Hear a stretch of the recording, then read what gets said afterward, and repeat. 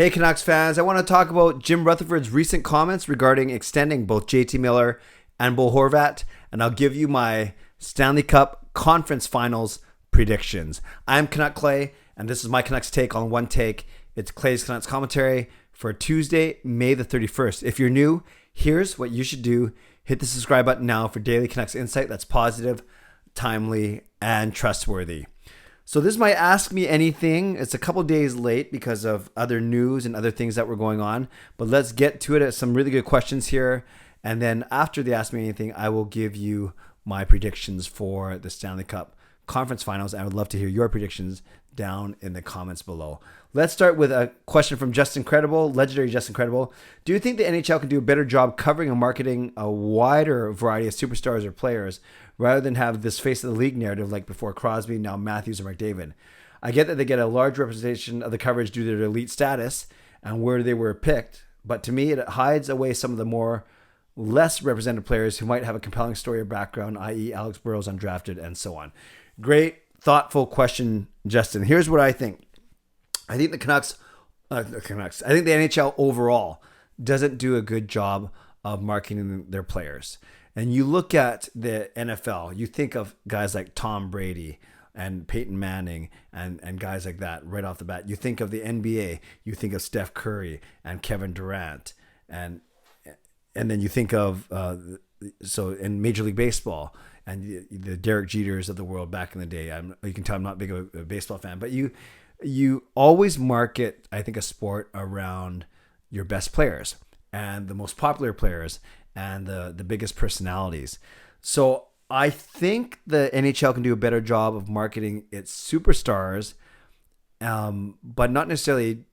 I don't think they should market, say, the lesser knowns or the feel good stories at the expense of the superstars. I want to learn about the Petterssons of the world, the Crosbys, the McDavids, the Dreisaitl's, the Stamkos, Kucherov, Hedman, those kind of players, Makar. I would rather learn more about those players than, say, a lesser known player who's got a really good story. And I think Alex Burrows, I'm not saying you are, Justin, but I think we might be biased here because we know of that good story because he's our guy. And I'm sure every team has those kind of stories and those kind of guys, but I'm not sure the appeal is there for the greater mainstream. And if I think the hardcore hockey fans, like most people on this channel, you will follow those type of stories regardless. But if you're trying to get new fans to the game, you're not going to talk about Alex Burrows and how he was undrafted and made it to the NHL.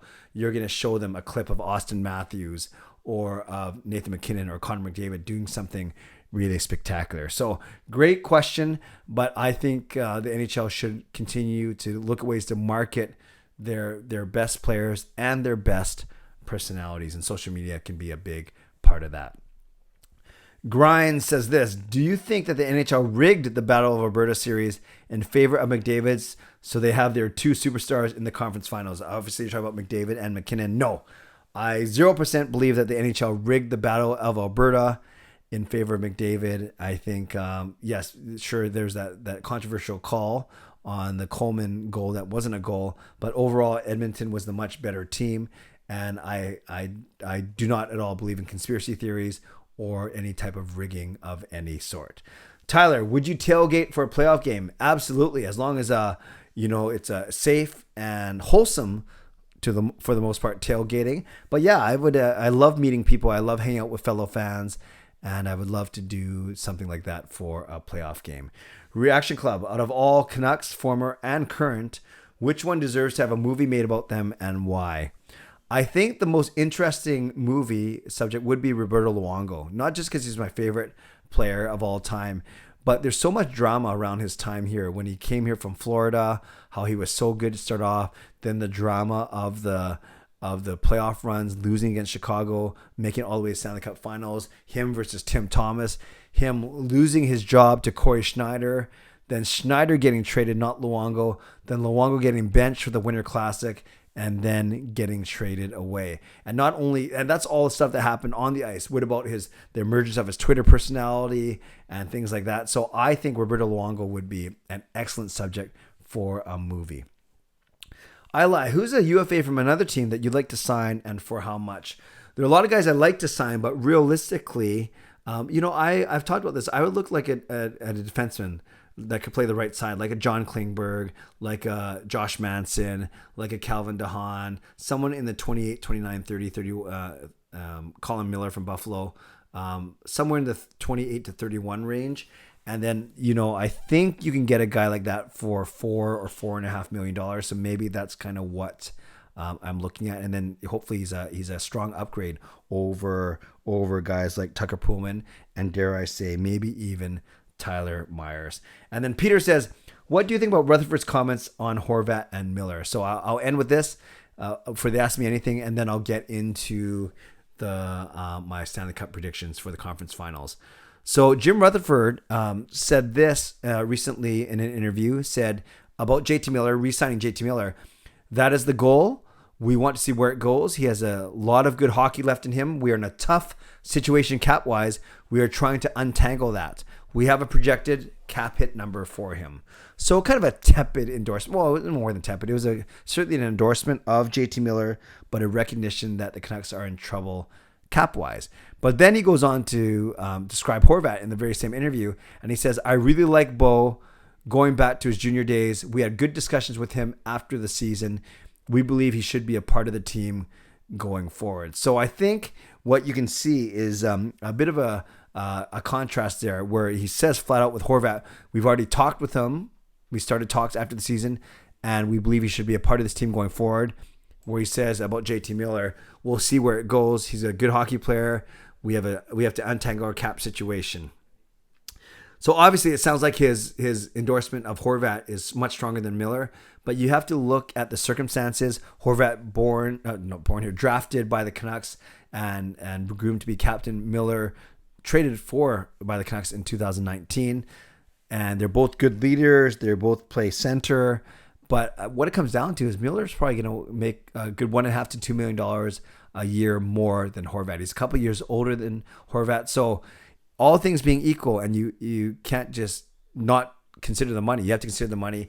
I'd say Horvat is probably the better, more economical, safer bet. He's younger. He's going to be a little bit cheaper, and we know what he can do. He might score 10 to 15, 20 points, even 20, 30 points less than Miller, but at what cost? So that's the tricky part. So I was actually, to answer your question though, Peter, I was fine with Rutherford's comments. We're used to him being very honest, very transparent. He keeps his cards close to his chest yet, even though he is transparent. And I have no problem because he didn't say anything that's not surprising at all. So I was actually okay with it. Great questions, everyone. Thank you for asking them. And quickly, I will give my predictions for the Stanley Cup Conference Finals, and it's the same. I can't change them, obviously. It's the same that I predicted on Canucks After Dark last night. I think it's going to be a contrast of two different series. In the Wild West, it's going to be McDavid versus McKinnon. It's going to be Draisaitl versus Rantanen and Landeskog and Kadri. It's going to be a lot of goals, I think, in the West.